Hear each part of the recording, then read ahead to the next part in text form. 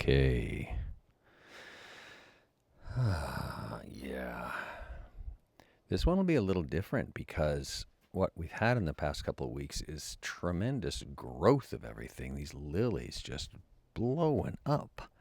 You can almost watch them grow. And then, of course, the maple leaves have come in full green now. So the place has really shifted to especially on a slightly rainy day, a feeling of like almost jungle vibe here. I really, really like this time of year. I do miss all the showy wahoo of the spring blooming bulbs, though. Those are all done, all gone. You can see some molodroma. Oh my gosh. We'll take a closer look when we get down there. But, yeah, whatever. So it looks like these are Ranunculus, perhaps? Geez, I don't even know. I guess I'm not a very good gardening guy. They must be Ranunculus. Okay. They must because I say they must be. Anyhow, yeah, I'll try to be kind of punchy about it. A little bleeding heart here that sort of volunteered is very nice. And these things I'm pretty sure are weeds. What I tend to do is I let them grow to about 3 feet tall or so during the course of the summer until they start to look really ugly, and then I tear them out and realize these are just weeds. Yeah. Daylilies looking lush right here. So let's see what there is to see. The wisteria is a treat right now. Oh my gosh. And I just got these in the mail from a place on Etsy. They are rainbow Louisia, which my friend and neighbor recommended to put up above my sedum wall. I'll show you when we get over there. Let's go. Yes. There's this variety of tulip that I have. I have 5 of them or so. And like the tulips mostly are just fully dead and gone. And then there's these guys that are just opening up. And I'm sad to say I didn't even take a picture. I missed, there were 3 of these parrot tulips here, which are fantastically fun, cool looking flowers.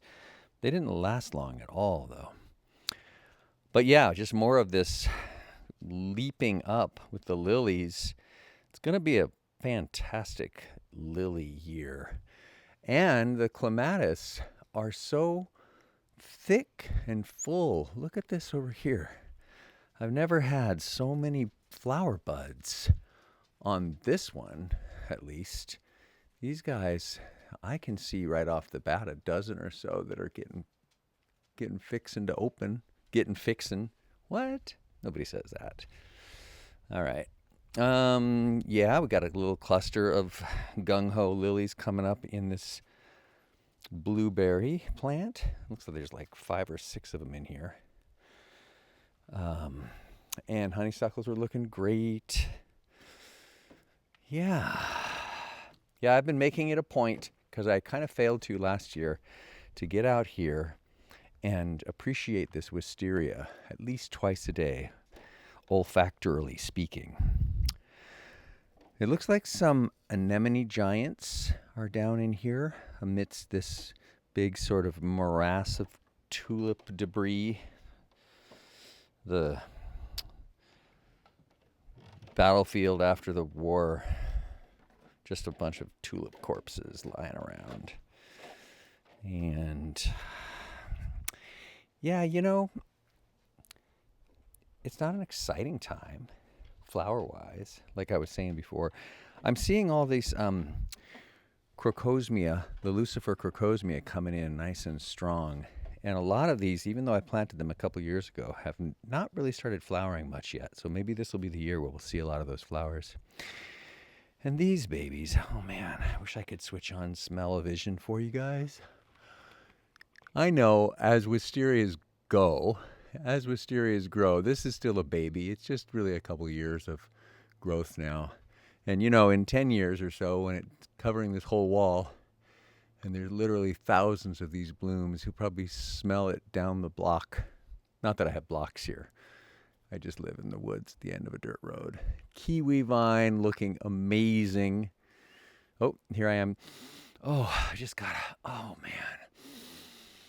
You guys, have you smelled wisteria? Does everybody know what these smell like? These are the most beautiful smelling flower. Oh, yeah. I like lilies, but I can see how people might object. Lilies are a little bit like too many church ladies in the elevator, kind of cloying, a cloying scent. All right. This is fun. It's more like little highlights, little highlights. These are my first irises. And I planted these 2 years ago, and there was nothing. And now it looks like we've had 4 flowers. And these are very cool flowers. There's a spider. Hello. Yeah. This very slight scent here. Yeah, it smells like you've just turned the corner and down the alley is like a candy shop. And you just get this tiny, almost subconscious whiff. A stilby. Put some morning glory seeds in there, but I haven't seen any action. I like when they climb up this thing, but last year was a fail. And so, all right, what else do we have? The Bloodgood Japanese maple. Beautiful, strong, healthy. Lawn looking good. Yeah, it's in these pots, which are the last place I really need them. There's some morning glories here. 1, 2, 3. I don't know if they look like they look like 2 halves of a 4-leaf clover kind of split apart or something like that. Just those pair of leaves right here in the center of the screen. But, I might relocate those because the morning glory vines here aren't going to make a lot of sense with this honeysuckle, which I think is going to dominate this section of the railing. They'll be good here, and there's some coming up. What else? Yeah, you can see just dead tulips, dead daffodils, and these lilies coming on in force along the back. And there's a couple of them that are kind of exotic looking, have a sort of this one, have this Dr. Seussy vibe to them. Like definitely one of these things is not like the others, right? Like this is how most of the lilies look, which is great. We love them. But then there's this guy. What? I'm not even sure I'd be able to guess that was a lily if I didn't know, just because I planted it there. So can I just say Ranunculus? The Ranunculus are here. Yeah. This area right now is pretty groovy because it's got these giant Anemone Monarch DeCaens in the back. The purple blue one, the red one. And then the Ranunculus are just starting to rock out. We can see lots of their buds here getting ready to open. So we're in the earliest stages. But they have this incredible color palette. Like,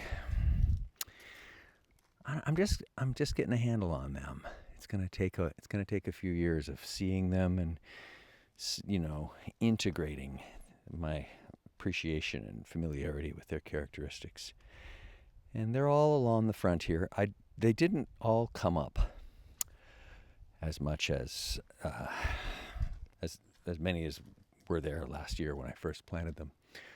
And sedum wall area is looking really lush. It's kind of like a sedum orgy in here, just sheer sedum chaos. And this strip of dirt above the rocks there, it's just bare dirt. That's where I'm going to put those 4 Louisia rainbow starts, which are also a sedum. And apparently they flower 4 times a year. They basically flower all summer. So also, for the record, doing experiment here, science, I have a plot with a few hundred daffodils planted, and I've decided, because I can't really find a straight answer, everyone says, sure, deadheading them makes them flower more. So, but what I want to see is what happens when you have an area where it's the same kind of flowers planted in the same kind of conditions, and I'm only going to deadhead all the daffodils on the left side. Deadheads to the left. That makes sense, doesn't it? Conservatives to the right, deadheads to the left. All right, let's go. I want to keep this under 15 minutes if I can. I'll try not to talk about the moles too much. The moles, did not affect me emotionally as much when they came back and started tearing up my area down there. I knew what to do. I had the tools, the little poisonous scented baited gummy worms that you dig a little hole into where they're one of their tunnels. There's nothing to see here. Move along, folks. Nothing to see. Yep. This is gonna have those tall, they're related to garlics. They start with an A, I think. Never mind.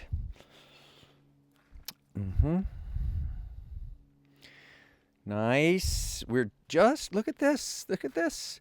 This is the very first of the Gladiolus byzantinus, and you can see it's getting ready to flower, to open up. And that one is well ahead of all the others, which mostly are just like still just a couple of leaves, So, all right, let's go see. You can't even see the daylilies in here. I have to get in here and do some weeding, I suppose. It'll be fun. Down there, my rhododendron cluster, a couple of rhododendrons are just starting to open, which is awesome. And the mole, yeah, so this is crazy. I've been coming out every other morning, planting a couple more worms, and the moles have eaten as many as 8 of them. But yesterday, midday, I looked out, and there was this pile of dirt here that was the size of like a watermelon, which I distributed. I put on my gloves and I tossed the dirt all around and spread it around so that we could possibly have some flowers. And then here I am a couple hours later, and I'm thinking maybe this is like a mole kind of losing its mind. Like he ate the worm and shit's getting crazy right now. So all he can do is just dig.